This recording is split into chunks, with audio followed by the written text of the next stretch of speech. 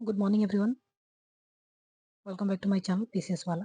I hope कि आप सब अच्छे होंगे और आप अपनी प्रिपरेशंस को अच्छे से कर रहे होंगे और जो मैंने शेड्यूल प्रोवाइड किए हैं उस शेड्यूल्स के अकॉर्डिंग सब वीडियोस को वॉच कर रहे होंगे। इस शेड्यूल्स को इफेक्टिवली यूज़ करने के लिए जो चीज़ें मैंने आपको बताया प्लीज़ उसको फॉलो कीजिए और चैनल को प्लीज़ सब्सक्राइब कीजिए ताकि मुझे भी मोटिवेशन मिले और मैं और अच्छा से अच्छा कंटेंट इसको प्रिपेयर करूँ। बहुत टाइम लगता है कंटेंट को प्रिपेयर करने के लिए, ठीक है। तो आइए, आज का हमारा डे 3 है और डे 3 में हम क्वेश्चन नंबर 3 की बात करने वाले हैं। इससे पहले क्वेश्चन 1 एंड क्वेश्चन 2 को मैं डिस्कस कर चुकी हूँ, ठीक है। और ये क्वेश्चन बहुत ही इंपॉर्टेंट है। यहाँ से आपके जो भी 5 मार्क्स से 8 मार्क्स जो भी क्वेश्चन पूछे जाते हैं, ऑब्वियसली यहाँ से एक नोट्स प्रिपेयर्ड आपके हो जाएंगे और यहाँ से क्वेश्चन पूछा जाएगा तो ऑब्वियसली आपके क्वेश्चन यहाँ से नहीं छूटेंगे, ठीक है। तो ये एनजीओ से रिलेटेड क्वेश्चन है और इस क्वेश्चन को आप देखेंगे कि यहाँ पे 2021, 2022 2 बार इस क्वेश्चन को पूछा गया है।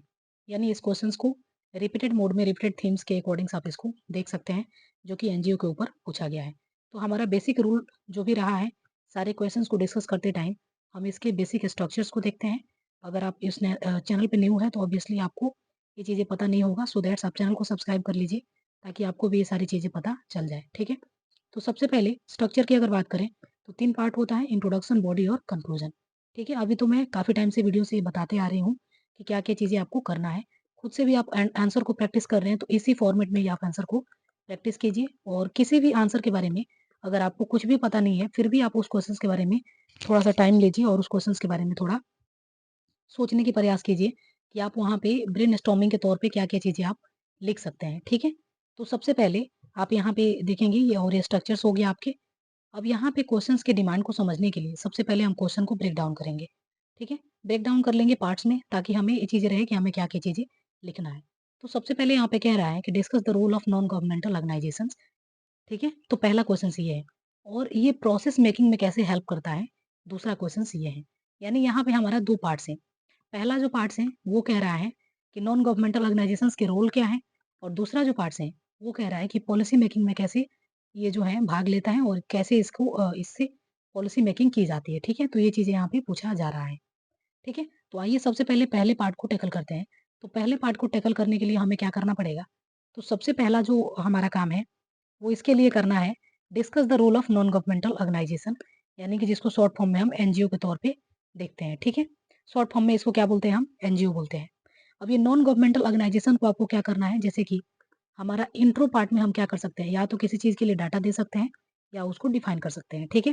तो डाटा वाला जो चीज़ें होते हैं खास तौर पे ज्योग्राफी हो गया, इकोनॉमी हो गया, मैथ्स हो गया, यहाँ पे हम डाटा देके उस चीज़ों की शुरुआत करते हैं। लेकिन यहाँ पे हमें डिफाइन करना पड़ेगा, ठीक है, कि रोल क्या होता है एनजीओ का, ठीक है। तो सबसे पहले आइए देखते हैं एनजीओ के रोल का क्या-क्या इंपॉर्टेंट चीज़ें यहाँ पे है, ठीक है। तो सबसे पहले एनजीओ के रोल की अगर बात करें तो कुछ यहाँ पे आई थिंक मिसिंग हो गया है। नॉन गवर्नमेंटल ऑर्गेनाइजेशन यानी NGO is the playing the key vital role in the, क्या है, non governmental organisations play a vital roles in the addressing the various social, economic and environmental issues at the local, national and international level, ठीक है। तो यहाँ पे कुछ चीज़ें छूट गई है, जैसे कि यहाँ पे आप जोड़ सकते हैं नॉन गवर्नमेंटल ऑर्गेनाइजेशंस, यहाँ पे मैं लिख देती हूँ NGO play a vital role in addressing the various social, economic, and political and environmental issues, local level, international level and national levels, ठीक है। और इसके की एस्पेक्ट्स यहाँ पे आपको दिए गए हैं, जैसे कि रोल ऑफ एनजीओ की अगर बात करें तो रोल ऑफ एनजीओ में क्या-क्या हो सकता है। सबसे पहले कि एनजीओ का क्या काम है, सर्विस डिलीवरी, सर्विस को क्या करना, डिलीवर करना, यानी सबसे पहला काम जो एनजीओ का है वो है सर्विस डिलीवरी। दूसरा काम क्या है, तो एडवोकेसी एंड द लॉबिंग, ठीक है। तीसरा काम क्या है, तो प्रमोटिंग द सस्टेनेबल डेवलपमेंट। चौथा काम देखेंगे तो कम्युनिटी एनवायरनमेंट, ठीक है, कम्युनिटी एनवायरनमेंट। उसके बाद से पांचवा काम देखेंगे तो रिसर्च एंड डेवलपमेंट और छठा काम देखेंगे तो disaster relief and the rehabilitation, ठीक है। अब इसको हम अभी बाद में इसको एक्सप्लेन करके देखेंगे कि इसका मतलब क्या है, ठीक है। तो डिफरेंट अगर आप एक माइंड मैप के थ्रू जाते हैं तो रोल ऑफ एनजीओ की अगर बात करें तो ये बेसिकली इनका रोल होता है, ठीक है। अब आइए सबसे पहले देखते हैं कि रोल ऑफ एनजीओ की अगर बात करें तो एनजीओ का रोल क्या है, किसमें। तो सबसे पहले एनजीओ का रोल देखते हैं सर्विस डिलीवरी में, यानी एनजीओ सर्विस डिलीवरी कैसे करता है, ठीक है। तो सर्विस डिलीवरी में अगर एनजीओ का रोल देखें तो सबसे पहला है सर्विस डिलीवरी, यानी एनजीओ सर्विस डिलीवरी कैसे करता है, तो ये क्या करता है, provide essential service, essential service such as, जैसे कि हेल्थ केयर हो गया, क्या हो गया, हेल्थ केयर हो गया, एजुकेशन हो गया, and sanitations to the marginalised, sanitation to the marginalised communities. तो सर्विस सेक्टर को कैसे प्रोवाइड करता है ये सर्विस को कैसे प्रोवाइड करता है, तो सबसे पहले आप देखेंगे यहाँ पे सैनिटेशन हो गया, हेल्थ केयर हो गया, एजुकेशन हो गया, किसको, तो मार्जिनलाइज्ड कम्युनिटी को, जो है हेल्थ केयर को प्रोवाइड करना, एजुकेशन को प्रोवाइड करना, और वहाँ पे सैनिटेशन कैसा होना चाहिए, इसके लिए यह काम करता है। तो पहला हो गया सर्विस डिलीवरी।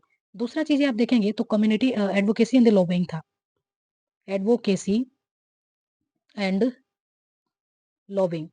तो एडवोकेसी एंड लॉबिंग का मतलब क्या होता है, तो सबसे पहले एडवोकेसी एंड लॉबिंग की अगर बात करें तो ये इसका मतलब है influence policy decision, influence policy decision and promote social justice. क्या प्रमोट करता है, तो प्रमोट सोशल जस्टिस। ठीक है, तो ये चीजें हो गया।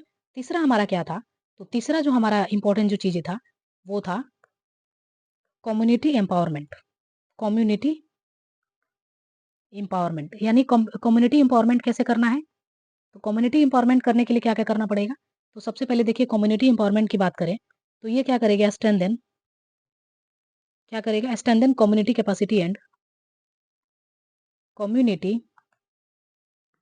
कैपेसिटी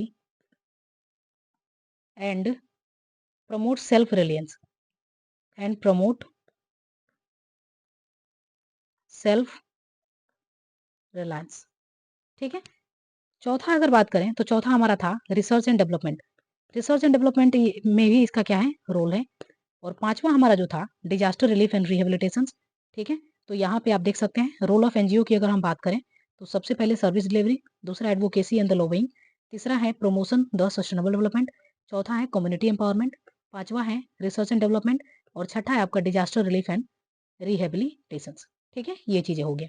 तो ये चीजें मैंने आपको यहाँ पे एक्सप्लेन कर दी।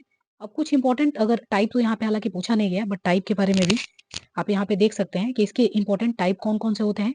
तो टाइप की अगर बात करें तो यहाँ पे पहला जो टाइप होता है एडवोकेसी एनजीओ, दूसरा जो होता है ऑपरेशन एनजीओ, और तीसरा जो होता है चैरिटेबल एनजीओ।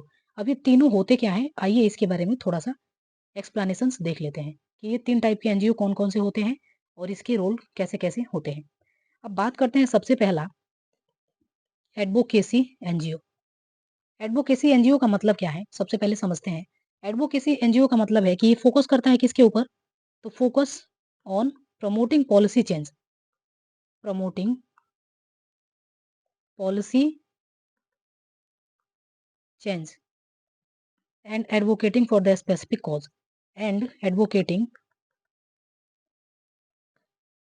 फॉर द, किसके लिए, स्पेसिफिक कॉज, स्पेसिफिक कॉज, यानी ये स्पेसिफिक कॉज को क्या करता है, प्रमोट करता है। ठीक है, और पॉलिसी मेकिंग को चेंज जो होता है इसको क्या करता है, प्रमोट करता है, और एडवोकेट किसको करता है, तो स्पेसिफिक कॉजेस को क्या करता है, एडवोकेट करता है। दूसरा चीज हमारा है ऑपरेशन एनजीओ। अब देखते हैं ऑपरेशन एनजीओ क्या होता है, what is operation NGO. Operation NGO की अगर बात करें तो ये क्या करता है, implement project and programme to address, programme to address, क्या एड्रेस करता है, तो एड्रेस स्पेसिफिक इश्यूज, यानी कि ये स्पेसिफिक कॉज के ऊपर बात करता है और ये स्पेसिफिक इश्यूज के ऊपर बात करता है। ठीक है, और तीसरा जो हमारा है चैरिटेबल एनजीओ, चैरिटेबल से ही आपको पता चल रहा है कि किसी टाइप का चैरिटी देना। ठीक है, उससे रिलेटेड ये चीजें हैं। तो चैरिटेबल एनजीओ की अगर बात करें तो ये किसके ऊपर फोकस करता है, तो focus on providing humanitarian and providing humanitarian humanitarian and humanitarian and aid and relief. ठीक है, तो ये ह्यूमैनिटेरियन और एड एंड रिलीफ के बारे में बात करता है। अब कुछ इंपॉर्टेंट चीजें यहाँ पे आप देखेंगे कि जो है चैलेंजेस क्या होते हैं जो कि एनजीओ के द्वारा फेस किए जाते हैं। कुछ इंपॉर्टेंट चैलेंजेस यहाँ पे लिखे गए हैं जो कि एनजीओ के द्वारा फेस किए जाते हैं। जैसे कि सबसे पहला आप देखेंगे यहाँ पे तो लेक ऑफ फंडिंग, यहाँ पे लेक ऑफ फंडिंग होता है, यानी फंडिंग का सबसे पहले लेक ऑफ होता है। अब फंडिंग लेक ऑफ कहने का मतलब क्या है यहाँ पे कि NGO often rely on the external funding, यानी एनजीओ आप देखेंगे तो ये एक्सटर्नल फंडिंग के ऊपर हमेशा डिपेंड करते हैं। एक्सटर्नल फंडिंग, ये डिपेंड होते हैं, एक्सटर्नल फंडिंग डिपेंडेंसी, ठीक है। यानी एनजीओ को एक्सटर्नल फंड के ऊपर डिपेंड रहना पड़ता है, तो एक्सटर्नल फंडिंग के ऊपर ये क्या करते हैं, डिपेंड रहते हैं। रेगुलेटरी फ्रेमवर्क की अगर बात करें तो रेगुलेटरी फ्रेमवर्क क्या होता है, ये एनजीओ में face the restrictive regulatory framework limiting their ability to operate effectively, यानी कि कुछ यहाँ पे इसके फैक्टर को लिमिट करने के लिए कुछ चीजें लगाई जाती है, जिसको कि हम रेगुलेटरी फ्रेमवर्क के अंदर में देखते हैं। कैपेसिटी बिल्डिंग की अगर बात करें तो एनजीओ में require capacity building support to enhance their skill and expertise, ठीक है। एनजीओ को कुछ कैपेसिटी बिल्डिंग के लिए सपोर्ट्स की भी जरूरत पड़ सकती है, जिसकी वजह से वो क्या कर सकते हैं, अगर कोई सपोर्ट्स अगर उनको मिल जाए तो वो अपने स्किल्स को क्या कर सकते हैं और अपने एक्सपर्टीज को क्या कर सकते हैं, बिल्ड कर सकते हैं, बना सकते हैं और अच्छी तरीके से उसको जो है कोशिश करके अच्छी तरीके से उसको लीड कर सकते हैं, ठीक है। उसके बाद से देखेंगे फोर्थ नंबर जो है कोऑर्डिनेशन एंड कोलैबोरेशन। तो कोऑर्डिनेशन एंड कोलैबोरेशन एक ऐसा चीज है जो कि एनजीओ के लिए मोस्ट इंपोर्टेंट थिंग्स है, और यहाँ पे एनजीओ में need to the improve coordination and collaboration with other stakeholder to maximising the impact, यानी कि स्टेक होल्डर के साथ में डिफरेंट डिफरेंट स्टेक होल्डर के साथ में अगर ये जुड़ेंगे तो इसके इम्पैक्ट को अच्छा से बनाने की कोशिश कर सकते हैं, ठीक है।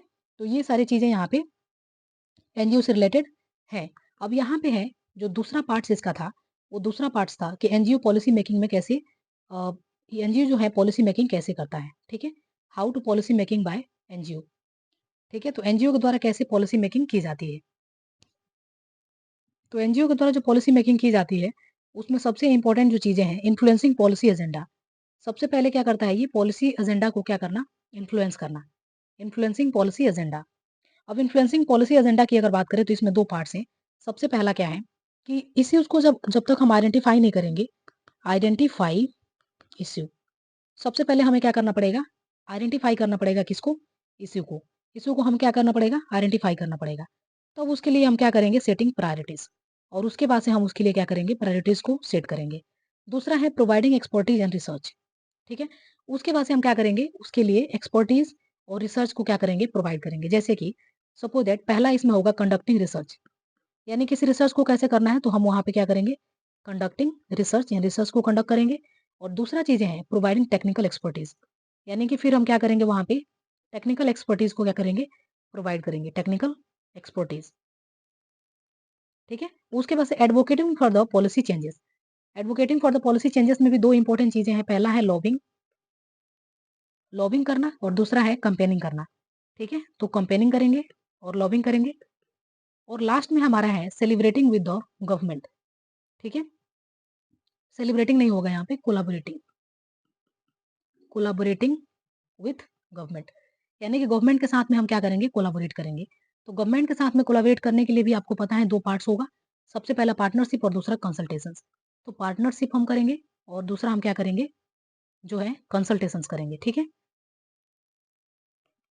तो ये सारे इंपॉर्टेंट जो चीजें हैं जिसमें कि हम बात कर सकते हैं कि discuss the role of non governmental organisations and process of policy making, जो कि 2021-22 में क्वेश्चंस को पूछा गया है। तो आई होप कि जितने भी इंपॉर्टेंट पार्ट्स इसके थे सारे पार्ट्स को मैं इस वीडियो में टैकल कर चुकी हूँ, और ये हमारा डे 3 था, और डे 3 में हमने क्वेश्चन नंबर 3 को डिस्कस कर लिए। I hope you like this video, if you like this video please subscribe the channel. और चलिए नेक्स्ट डे 4 में मिलते हैं, और डे 4 में क्वेश्चन नंबर 4 को हम डिस्कस करेंगे। तब तक के लिए देखते रहिए पीसीएस वाला। Thank you.